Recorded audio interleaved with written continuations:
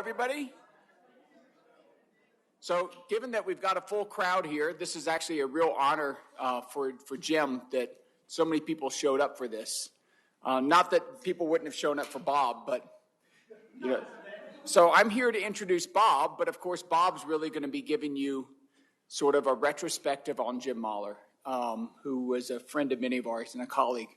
And so, but Bob, I think really needs no introduction because Bob's been here, I think, since the 30s. He's retiring this year, but he's not retiring from life. He's actually going to be going on and following one of his passions, which is beer, in the sense that, but professionally, he's going to be sort of a yeast consultant for different breweries, but it's so. As great colleagues go, Bob's been a great colleague, but so was Jim. And I'm not going to go into the details on that because you're going to hear about that from Bob. But Jim was a giant, not just in science and his contributions to understanding the cell cycle, but he was just a wonderful colleague to be around, someone who was always thoughtful and with a wry sense of humor. And as a lot of people remember, he's someone who really appreciated the good things in life. So he's really going to be greatly missed. But with that, Bob, take over.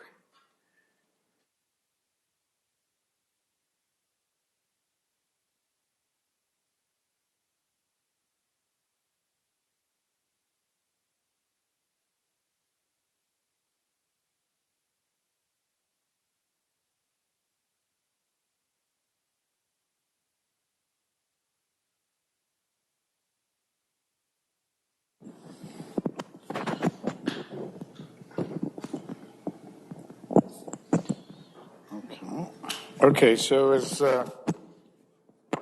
many of you may know, Jim Mahler died in a tragic car accident in January, and there's going to be a memorial service in April.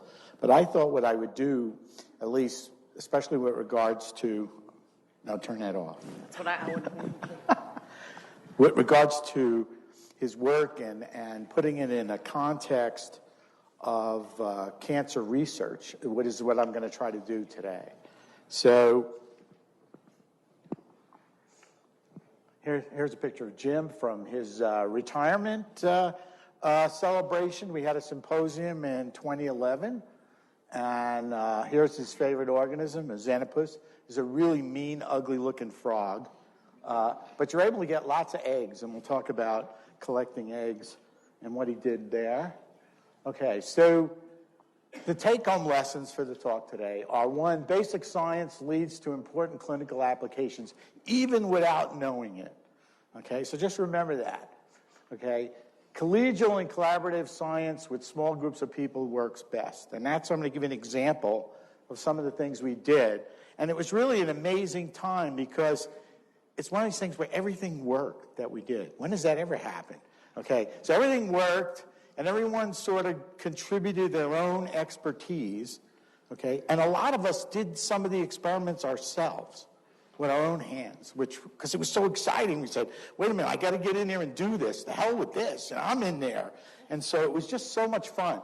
And again, always have fun when you do these collaborations, and we did. We had great fun. We always partied afterwards, okay? Paul Bunn here paid for beer at some of our meetings, but now the prohibitionists are upon us, so we can't do that anymore. Okay? Okay, so as many of you know, in 2001, there was a Nobel Prize in Physiology of Medicine was given to three individuals: Lee Hartwell, Paul Nurse, and Tim Hunt. And actually, the discovery was for the CDK cyclin or cyclin-dependent kinase enzyme and how it regulates the cell cycle. So I'm going to kind of give you some background on that and then fit in, what Jim's piece was in that work. And both Nurse and Hunt actually showed figures from Jim's papers in their Nobel talks, all right? And some people believe that maybe Jim should have been the third member of the Nobel Prize, but we won't go into that.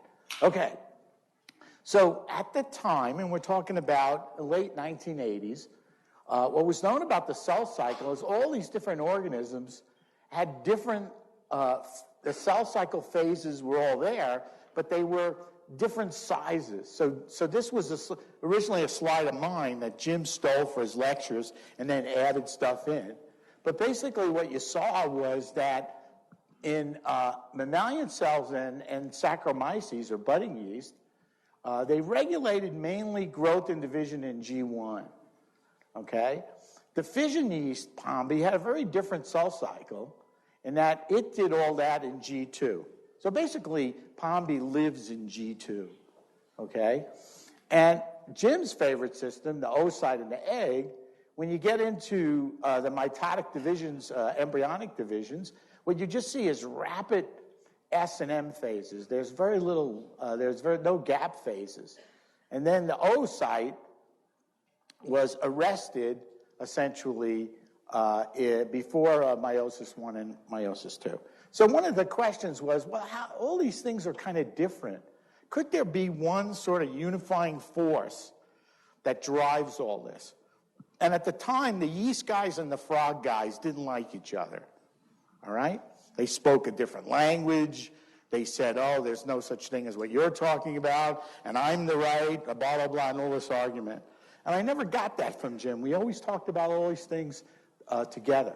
So the original studies were genetic studies done by Lee Hartwell. So in the budding yeast, which you have, again, growth and division are coordinated in G1.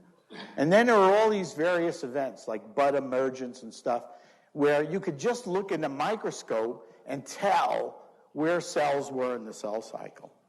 So if you take exponentially growing yeast culture, you're going to find cells at all phases of the cell cycle. So if you look in the microscope, you're going to see cells that have no bud, those are in G1. Cells that have a little bud, those are the beginning of S phase, and so forth and so on. So you can merely do that. So Hartwell took advantage of that to isolate temperature-sensitive mutants that had the following phenotype. At the restrictive temperature, the cells stopped dividing, but they all arrested at the same place in the cell cycle. They had the same cytology. So when you looked in the microscope, they were all budded or they were all unbudded or whatever they were. And the idea was, the hypothesis was that that gene encodes a protein which regulates that step in the cell cycle. So, of course, if the step is blocked and so forth. And then he started to put them in an order, okay? The frog guys hated this. They would throw fruit at us when we talked about this. So we got a dependency. This gene acts, then this gene, and you get essentially an ordered series of events. The frog guy says, no, it just happens according to some mysterious clock that goes on. And we'll talk about that later if we get time. Okay, so one of the mutants that Hartwell isolated was CDC28. So CDC28 mutants arrest unbudded, okay, in G1 of the cell cycle. So again, here's wild-type cells. There's unbudded, little buds, big buds. Here's CDC28. Everything essentially is unbudded, and the cells essentially keep growing, so they get bigger and bigger. In contrast, a CDC7 mutant is able to bud, but it can't make DNA. So all the cells have a very large bud. So this was Hartwell's type of analysis. And then Steve Reed, who was a postdoc in Hartwell's lab, and Kim Naismith, who was a postdoc in Ben Hall's lab at the University of Washington, they used what then had become recombinant technology, and we could now clone genes in yeast. And so Steve always likes to tell a story that he went to Hartwell and said, maybe we should clone this CDC28 gene. And Hartwell said, you won't learn anything doing that. Okay? So we all know. So we did that. They did that, and they cloned the CDC28 gene. And then Paul Nurse and David Beach was a postdoc in his lab, did the same thing for a mutant called CDC2, okay? Now, Nurse was a guy that had a lot of insight, okay? Hartwell was more of a model builder. Nurse took a lot of risks. So he was willing to do an experiment that everybody else wouldn't do at the time. And so he hypothesized that the two genes had similar functions. okay? And so what he did was, he said, okay, so when you get the sequence of the genes, they cloned the CDC2 gene, they were homologs, and they were both protein kinases. And so the leap was, Nurse said, fission yeast and budding yeast are separated by millions and millions of years in evolution, okay? And yet they have this gene that's conserved and it's regulating the cell cycle. Therefore, the human one must be conserved. And he had done an experiment where he took the CDC28 gene from Steve Reed and he put it into his CDC2 temperature-sensitive mutant in POMB, and it complemented that mutant. Okay, so gene from a different organism complements. So the idea was that this thing must be conserved in humans. Okay, that was a pretty wild guess at the time.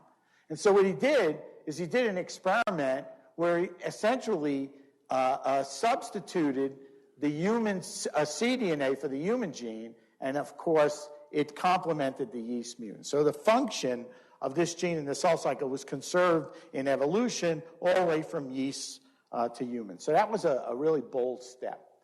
Now, what about Jim? Well, Jim always talked about this guy, Masui, and Masui did these pioneering experiments. So what Masui defined an activity called maturation promoting factor, or MPF. So what is that? So normally what happens in oocyte development in the frog is the oocyte is arrested in G2.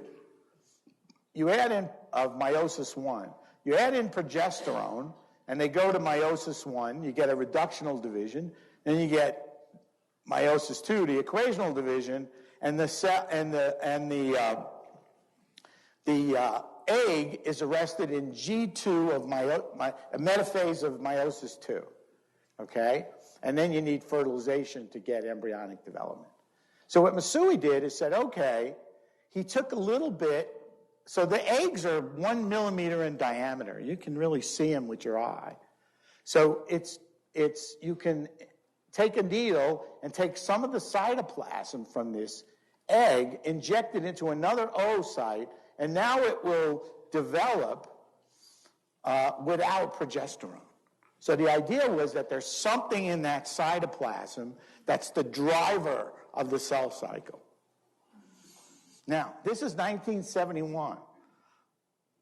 Lots of laboratories, big name laboratories at Harvard, UCSF, everywhere in the UK tried to purify and identify what MPF1. Nobody did it, right? There's stories about burning out 6 postdocs at UCSF because every postdoc, this was their project, and it failed, all right? So I mentioned here, so another thing that's cool about the Xanthus thing, like the yeast where you can just visualize things simply, is that when it starts to develop, the nuclear membrane breaks down when the cells go to meiosis 1, and that produces a white spot, okay? And you can just visualize that. So when this is essentially going, you can look for the white spot and just look at that by the microscope. And by the way, nuclear membrane breakdown in Xanthus is called GVBD, for germinal vesicle breakdown. Okay, don't blame me for that. It was another big argument at some meeting. Stop calling it that. So Jim said, okay, here's what we're going to do. We're doing biochemistry. We're going to start with lots of eggs. And here's his favorite, this is a slide from Jim, of a beaker full of eggs. It takes you a while to collect all these eggs, but basically you can take a Xanthus and put it, but they don't let you do this anymore. So hope nobody here from the animal committee, but you could take a frog, it's cold-blooded. So you have an ice bucket, you throw the frog in there, and it stops moving. And you cut them open, cut her open, and start scraping out all the eggs, and you just do that all day, or the oocytes. So this is what he did. He got eggs. And he had a postdoc, Fred Loca. And Jim used to like to joke about Fred Loca, who was an unbelievably hard-working postdoc. He said Fred Loca came to his lab from Masui's lab, okay? And he said, yeah, the only biochemistry that Fred had done before he came to my lab was he used a graduated cylinder to measure the water for the tank for the frogs, okay? So Loca picked up biochemistry pretty quickly, and he started to do this. So here's a figure from their paper, and I put here 506 citations of this paper. Purification of maturation promoting factor, okay? And so what they did is, here's the germinal vesicle breakdown, and I can see here's the activity, right? So you inject fractions, and you get essentially GVBD. So the activity is located here. And then they could show that there were two subunits that purified with the activity. And I'm going to show you later, but they were able to identify this using antibodies from Paul Nurse and Joan Rudham and Tim Hunt, that this was CDK1, which we now call CDK1, and this was cyclin B. And if you took those and did a kinase assay with radioactive ATP, the cyclin B would become autophosphorylated. So the kinase activity was all in those same fractions. The antibody I mentioned came from Paul Nurse, who we were collaborating with at the time. And Paul Nurse, when you started to look at the various CDKs, and of course then he only had he had human, he had Saccharomyces, CDK1. There was a common peptide, which is called P-star, all right? And so they made a peptide antibody against P-star, which was conserved in all cyclin-dependent kinases. And this shows you later on, crystal structure showed P-star was an important region of the kinase in this helix. So they got Jean Gauthier, who was also a very talented postdoc. He was here, I think, last October. He's now a professor at Columbia University. Jean Gauthier took the antibody, which Nurse had made, P-star antibody, and showed that it recognized the cyclin-dependent kinase subunit in the purified MPF fraction that Fred Loca. And here's the paper here with Paul Nurse. Jim Mahler here being the anchor author on this paper. There's Fred Loca and Jean Gauthier. And Chris Norbury was, I think, a postdoc with Paul Nurse. And this paper gets 742 citations last week when I looked. Okay, so that's pretty good. I think my best is 200, so I'm not even close. Anyway, so what about cyclins? We talked about CDK. What about the cyclin? Well, Joan Rudham and Tim Hunt did some experiments actually early on in sea urchins, okay? Because then she was at Woods Hole, where they do a lot of marine biology, and showed that there was a protein, essentially, that cycles with the cell cycle. So you can get these really synchronous mitotic embryonic divisions. What you're getting here is S phase, M phase, S phase, M phase in sea urchin eggs, clams, and also in Xenopus. And they saw this protein going up and down. And what's interesting is that correlated with MPF activity. Okay, so that was a critical thing. So what did we do? Okay, what was our collaboration? Well, here's Jim, a long time ago. Here's me when I still had brown hair. And this was Tom Langen. And so Tom Langen worked on an enzyme called growth-associated H1 kinase. And he was the only person working on this enzyme. So in 1980, no one was working on it. It turns out that cyclin-dependent kinase. Okay? So we all got together, and Langen came to me and Jim, and we met, and we started talking about all this, the frogs and mammalian cells and all this stuff. And what Langen said, I want to look for this enzyme in yeast. So I said, go away, I'm busy. I can't talk to you right now. So I said, yeah, this crazy old guy came and wanted to look for an enzyme. And at the time, no one believed that yeast had histone H1. So why would they have a kinase that phosphorylated a protein they don't have? So But we said, what the hell with it, we'll do it anyway. So my student at the time, Bob Hollingsworth, who's now director of cancer research at Pfizer in San Diego, he was working on CDC7 kinase, and he was making extracts. So he said, he'll make the yeast extracts, and he'll give them to Langen, and Langen will do this assay. So Langen himself did these assays, and then Jim supplied the MPF from the frog that Fred Loca had purified. Okay, so what is this assay that Langen did? So he takes histone H1, and he phosphorylates it either with a purified enzyme or a crude extract. Crude extract has lots of other kinases. And then he takes the histone H1 and he cuts it up into 3 pieces with chymotrypsin. And then he separates those on a Cephadx column. You had to see this column. You have to get a ladder to get up. The thing is like this long. It's like 6 foot high column. So anyway, he's able to separate these fragments, right? And what you see here is if he takes purified H1 kinase, right? So these peaks here are the protein, OD, and the dotted line here is the phosphorylation. So when you look, if you phosphorylate H1 with his H1 kinase, as he purified years ago and published, you get 2 peaks of phosphorylation. And this peak is, this part of the protein is not phosphorylated. If you immunoprecipitate with Paul Nurse's antibody, you get the same result. So you take the immunoprecipitate, you phosphorylate H1, you cut it up, do the same thing. Again, these 2 peaks get phosphorylated, but not this peak. So we said, okay, what happens when you got wild-type yeast? So this is a crude extract, everything in there. You get 3 peaks, right? And Langen had showed that's the same thing you get in a crude extract of mammalian cells, 3 peaks. The first 2 peaks are H1 kinase, and the last peak is from protein kinase A, all right?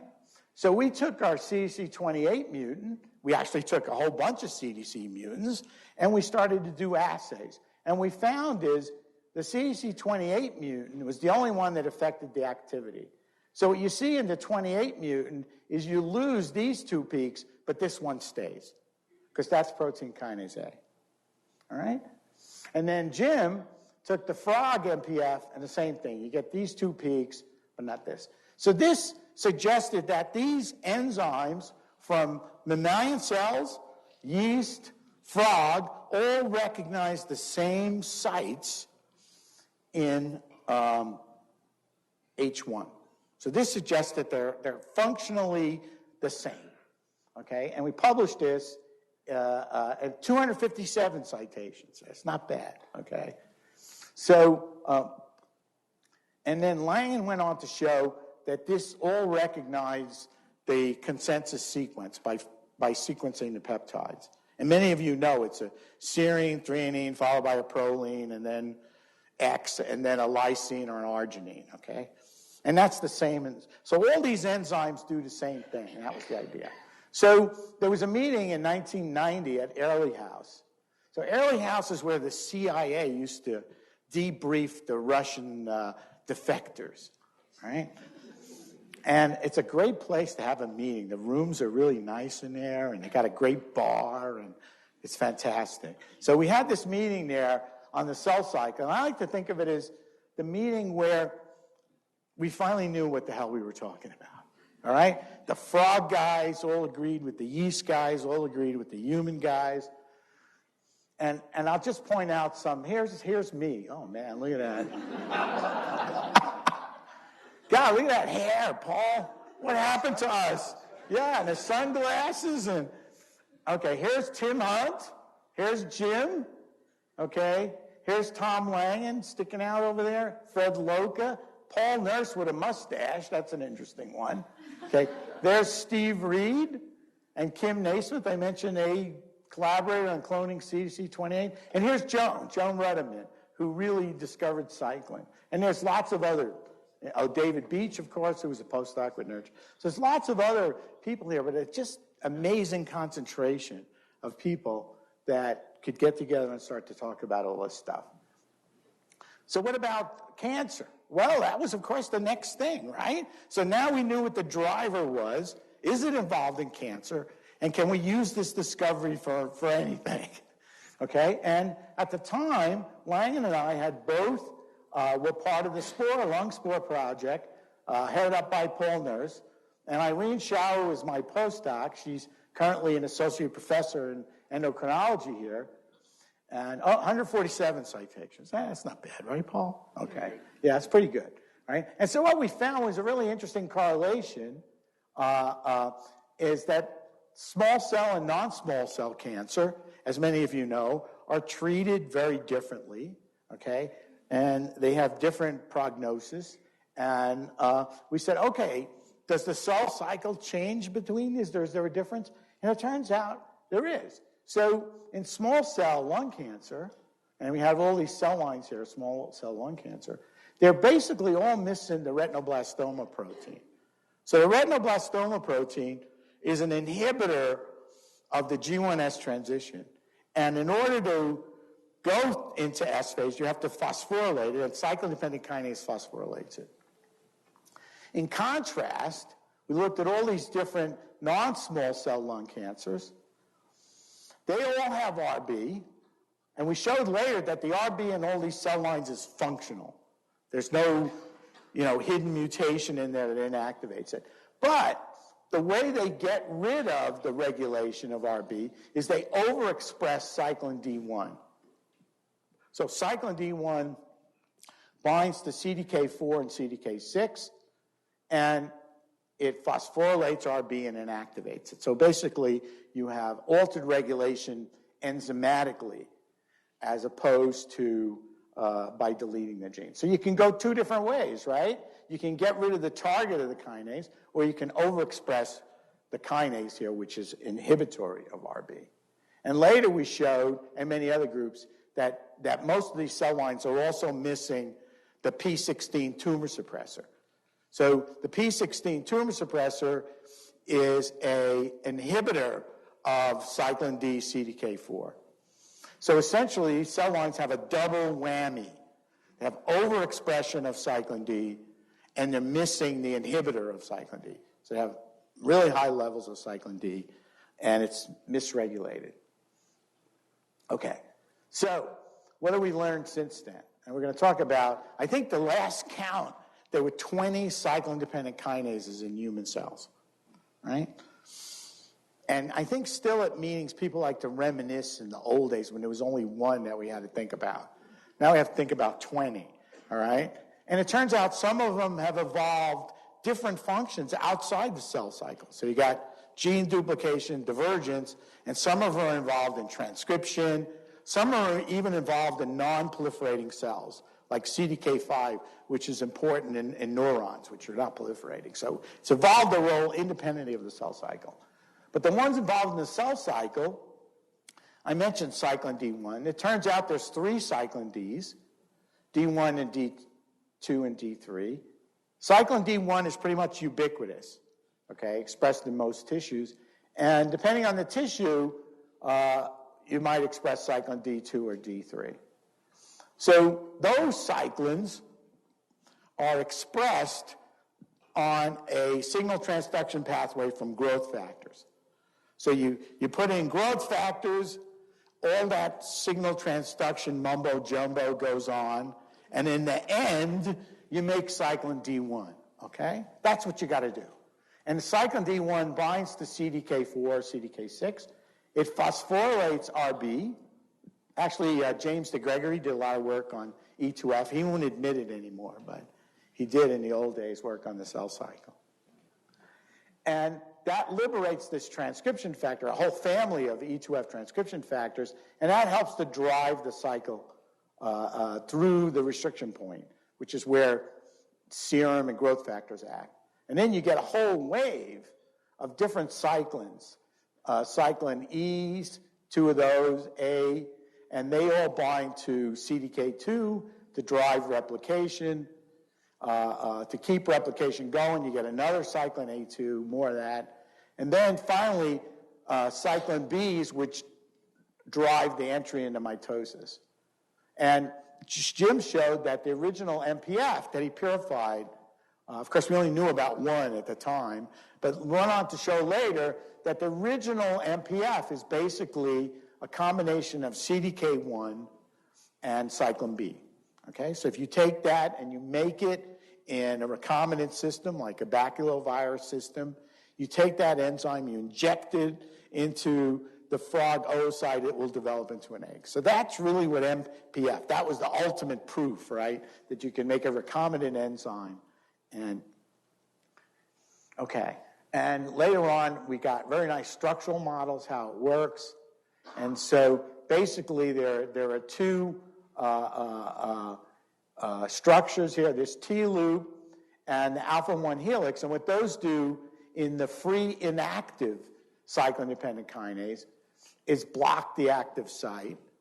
So what happens is when cyclin binds, it moves the alpha-1 helix out of the way, and then you also need a phosphorylation of threonine 160, okay, by an enzyme called CAC, which is CDK activating kinase. Jim made me write a review on that once. I'm still mad at him about it. Okay, we're writing this. You're going to write the review on something you don't know anything about. Okay, I'll do it. So CDK activating kinase phosphorylates that residue. And in mammalian cells, CAC itself is a cyclin-dependent kinase. So you have a cyclin-dependent kinase that's evolved to activate cyclin-dependent kinases. And it's sometimes called CDK7 is the current term. And that also has roles in transcription as well as in activating cyclin-dependent kinase. So that phosphorylates this threonine 160, which then gets out of the way. There's a structural change here. And now the enzyme becomes fully active. Okay. What about cancer? Here's a recent review by Eric Knudsen. And you can see here the deregulation is unbelievable. I mean, you can see overexpression of cyclin D and loss of some of the tumor suppressors in lots and lots of cancers. And as you'd expect, cancers do this in multiple ways, okay? So you can have gene amplification of cyclins to drive the cell cycle. You can have amplification of CDKs. You can have CDK mutations that make it insensitive to tumor suppressors like P16. And I'll mention the two other important CDK inhibitors, P21 and P27. I'll talk about those in just a minute. So here's a list from David Morgan's book, and of course it's grown quite a bit. But these are the ones that are really involved in the cell cycle. There's plenty of others. And as you can see, even in the quote simplified yeasts, yeah, there's only one cyclin-dependent kinase, but there's multiple cyclins. For example, a budding yeast has 4 cyclins that can, any one of which can catalyze mitosis. Okay, and here's the frog situation. And in humans, I mentioned all these already. And here's all the different CDKs and what they do. And one of the things that used to keep the two yeast groups from agreeing with each other was the fact that the yeast CDC28 mutants that Hartwell isolated all arrested in G1. And Paul Nurse's mutants all arrested in G2. So that's got to be a different enzyme. It can't be the same. So what's happened in evolution, right? You can imagine the original cell had a G1 and an S phase, and mitosis came later, right? The mitosis guys hate me for saying that, but I think it's pretty much true, all right? You can't segregate something you didn't duplicate. So anyway, and so later, when mitosis evolved and you needed to segregate that genetic material that you duplicated, you just grabbed the same enzymes and used them, why not? And so that's where you can see, and that was part of the confusion. And then Nurse went on later to show that if you take POMB and you put it under stringent conditions, poor carbon sources, a G1 actually appears. And the G1 is regulated by cyclin-dependent kinase. And when you got it in a nice rich media in the lab, It doesn't care about that. It does everything at G2. So they regulate both. So everybody then agreed that everybody was talking about the same thing, right? And so here I put CDKs for all seasons. I mentioned these complexes. You got replication. And the amount of duplication of effort here is unbelievable, right? So this guy in Spain, I'm trying to think of his name now, Mariano something or other. But anyway, it's Barbicade, right? All right, whatever. So he did an experiment that if you wrote an NIH grant to do that, they would throw it in the garbage. Because we already knew everything. We don't need to do this. He decided he was going to start making knockout mice with all these different CDKs. And he says, well, of course, you knock out CDK2. We know that's lethal because in the mammalian cell, you knock that out, it's lethal. Turns out you can delete it in the mouse. It's not so bad, it's fine. Oh my God. So anyway, he just kept doing this stuff. And then in the end, he could show that you could have a mouse that only had CDK1, and it does everything. It's like amazing, How is that? So, it wasn't normal, but you could still get out a live mouse that only had CDK1 and didn't have CDK4, CDK6, or any of the others. And everybody was just like, what? So that just goes to show you there is still a lot of and actually these evolved probably, and actually the first clue was, what's the guy, Frank at UCSF, and he does the company, develops a lot of their, McCormick did an experiment that kind of almost forecasted this. And McCormick did an experiment. They developed inhibitors. We'll talk about inhibitors in a minute, against CDKs. And he developed an inhibitor that was specific to CDK2, which was a feed in and of itself, right? And he found some cell lines get killed by that, and others don't. Why is that? Couldn't figure it out. Well, it turns out that some cancer cell lines are now dependent on CDK2. But actually, he looked in normal cells, and the normal cells weren't affected. And nobody believed it. Because the normal cells, well, you knock CDK2 out, CDK1 does it, just like you saw in the mouse. So that was kind of a forecasting of this that no one believed. They made up some story to explain it or whatever. And then here's some of the ones I was talking about, transcriptional processes. So you got CDK9, CDK11, CDK8, and here's CAC. And it has a cyclin H, okay, that goes with it.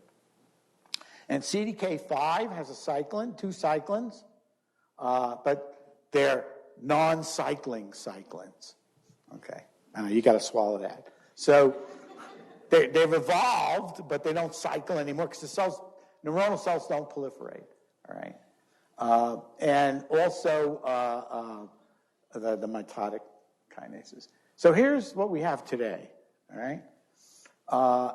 It's amazing. Look at all this stuff, all right? So everything started out, in the old days we only had one CDK1 to worry about. Now we got a zillion of them. And all these genes that regulate them are involved in cancer.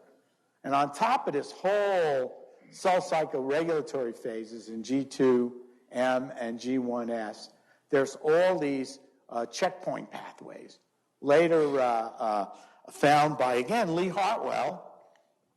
It's one of the reasons he won the Nobel Prize, not just for his work with the CDC mutants, which was plenty, but also for discovering the checkpoint, right? And he had a very talented postdoc in his lab, Ted Weiner.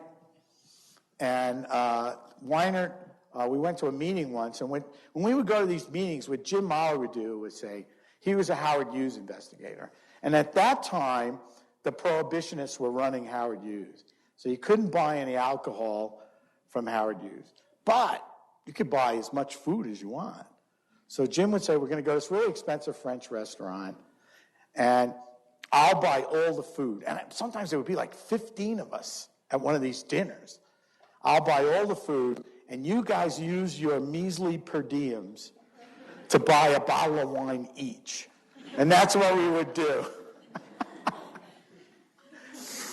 So all that, just shows the collaborative spirit. We always had fun, And believe me, it wasn't like, we were laughing. Sometimes we were like, no, you're wrong, and screaming at each other. But in the end, there's some experiment always came out of that. And so Weiner was at one of these things, and he described the early experiments of the checkpoint. It hadn't been published yet. Eventually, it was a science paper he published. And the idea goes way back to when I was a postdoc at the University of Washington. You'd sit down with Hartwell, like your second day there, and he'd say, what are you going to do here? What's your idea? Say, well, I'm interested in this and this. You make something up, because you really don't know what you're talking about. And he would say, well, here's the map of all, I showed you in the beginning, all those cell cycle genes.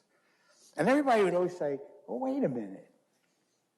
When a cell doesn't make DNA, why doesn't it go to mitosis? How does it know it didn't make DNA? He says, I don't have any idea. And Weiner was the guy that hypothesized that there was some pathway that senses the lack of DNA replication or DNA damage and feed forwards and blocks mitosis until the damage is repaired. And of course, he used the yeast system to show that the Rad9 protein was part of this checkpoint mechanism. And now look what we got. We've got ATM and ATR, check 1 and check 2, all these things. And all this is a surveillance mechanism to monitor events in the cell cycle. And here's a list of, again, from Knudson's paper from Reviews in Drug Discovery, and now essentially shows you in different cancers. Look at all this stuff. It's amazing. Remember, when we were doing this stuff, none of this was known. Nothing. Right? And then look what it leads to. Right? Again, I mentioned cyclin D. You can have overphosphorylation. You can have RB phosphorylation. Here's loss of P16, etc. All these are in the same family. They're all homologs or paralogs of P16, and they're all involved in different cancers. So all this stuff's really important. So one of the ones very interesting was P16, which was a tumor suppressor. When it first came out from the group in Utah at, it'll come to me, Paul. What was the group in Utah? Who was that? Remember? Was it P16? No, don't worry about it. So they came out and they had this really nice study where they found P16 by basically analyzing melanomas. And nobody believed it, right? They said, we can't find that. It turns out the people couldn't find it because they didn't know how to do PCR properly. That's what it turned out. Because it's a negative result, right? So it turns out they were right. And they start to see it in all kinds, like we saw it in non-small cell lung cancer. And the interesting thing about P16 is eventually, whether it was a tumor suppressor, this fight was still going on. And this group in Holland found a family of familial syndrome with a mutation in P16. It's called, let me see if I can get it all out. Right, you're the melanoma person. How does it go? FAMMM. Familial atypical multiple mole melanoma. Phew. Man. And then it's inherited, and it turns out to be a mutation in P16. And they even found a homozygote. So there's some inbreeding going on in this family. So there's a homozygote that's alive. Not for very long, actually. So the person died melanoma when they were 16 years old or something. So homozygote. So you don't need P16 for development or life. Probably because some of these others can substitute. But in cancer, P16 is really, really important. So that's what that told us. All right? And here's the whole family of inhibitors now. And this is just a partial list. So companies are now making some of these. This is an early version, riscovidine, which essentially inhibits a lot of the others as well. But there's now very specific ones, right? So there's one very specific, the CDK4 and CDK6, which is being used in breast cancers, in cases where they become resistant to conventional chemotherapy and are now going back using that CDK4 inhibitor in the presence, now they become sensitive to conventional chemo, that sort of stuff. But there's lots of them more and more being developed. So I'll just finish here. So just to give you an idea, I did a PubMed search on cancer and cyclin, 47,000 publications. Cyclin-dependent kinase and cancer, 26,576. It's unbelievable. Look at that. And think about it. When we were doing it, there was none. So that's pretty impressive, I think, to look at that sort of legacy. And just as a comparison, P53 still beats us out. Okay, 66,000. But we're catching up, I think.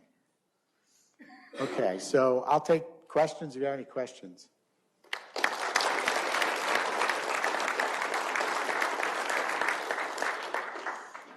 Any questions? No? I don't know if this is relevant, but I've noticed just if you look at the transcriptome of cancer cells that are inhibited with the growth factor receptor TKI, for example, cyclins go down, but some of many of the kinases and some of the other components of the cell cycle machinery, it says that they're not strictly hostile genes that are just... Right. And we actually got some misled by the frog thing, because the frog oocyte's just full of protein. He doesn't have to do any of this stuff, right? So, because we always used to get in these arguments about, Jim would always say, well, the CDK is always there, and it's the cyclin that's the regulator. In fact, if you just take cyclin and inject it into the oocyte, you get MPF activity. But of course, in a growing cells, that's not true, right? You could, everything's regulated. Yeah, they seem to be very pronounced inhibited. Yeah, because you think about it, you can go either way, right? Yeah, James. So I'm curious, so you showed how Jim and company isolated MPF and showed it was cyclin BCC2. How did they actually clone it? Or did they... Cloning in frogs was tough in those days. Yeah, that's what I'm wondering. So how was that done? It was done by essentially degenerate PCR. Does everybody know what degenerate PCR is? Probably not. Nobody does it anymore. It sounds bad, though, right? Degenerate PCR. It's like some degenerate is doing it. No, degenerate PCR is where because you don't know what the code is, they use different codons. So you look at a stretch of amino acids that's conserved between, let's say, to the two yeasts, and you say, well, that's probably conserved in the frog one. And then you design, essentially, primers that would lay down on that region. But you don't know what codon it used. So you make every possible primer, and then you put in a beaucoup amount of that primer in there. And you do that in a cDNA library, and that's the way it was done. And that's the way they cloned CDK1 and CDK2 from the frog. And then, of course, the human one came actually from nurse, and then that all lined up. So once you had the human and the two yeasts, it was pretty easy to figure out what the frog is going to look like. So, that was all going on at the same time. Yeah? I'm wondering if you have any insights into what Jim thought were the next big questions. The next big questions? Well, Jim, later on in his career, was really interested in these loops, in the cell cycle. And it turns out everything is a loop. And if you think about it, it makes sense, right? Because you can't go backwards. So how does the cell cycle always keep going in the same direction?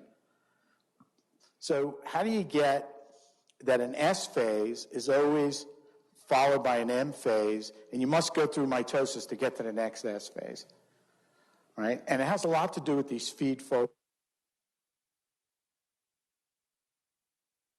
Did some really nice stuff with the activators of CDKs. So there's an inhibitory phosphorylation by a kinase called WEE1. And Paul Nurse isolated mutants that were smaller in Pombi.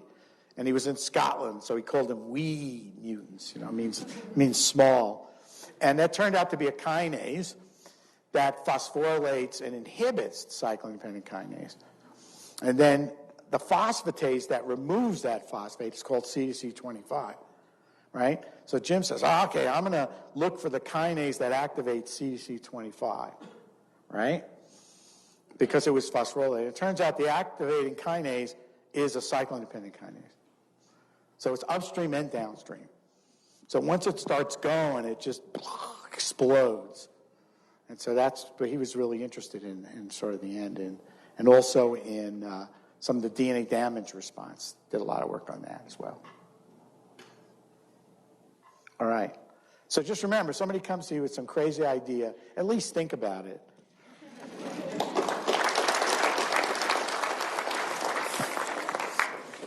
It's amazing when you think.